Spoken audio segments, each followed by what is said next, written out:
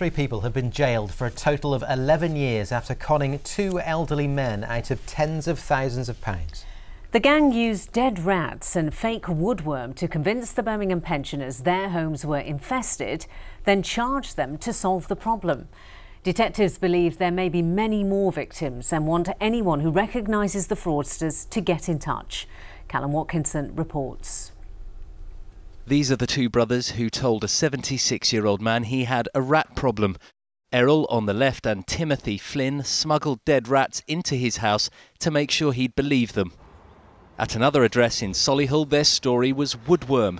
The 84-year-old widower who lives here is too embarrassed to show his face or use his real name.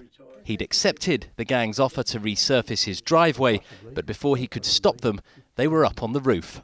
The next thing he come running and said, it's all infested. By that time they'd ripped off some of the roof off and it was starting to snow. I said, no, I don't want the roof done. And then I thought, I'll have to have something done to it. Now they've done that. And I said, well, how much are you going to charge me? And he said, £17,000. By the time the imaginary job was finished, Fred had shelled out £25,000 to fix a problem that never existed. Sadly, it is quite common. The office I work in at the moment, we investigate this sort of crime on a daily basis. These people have their life savings taken, their life savings.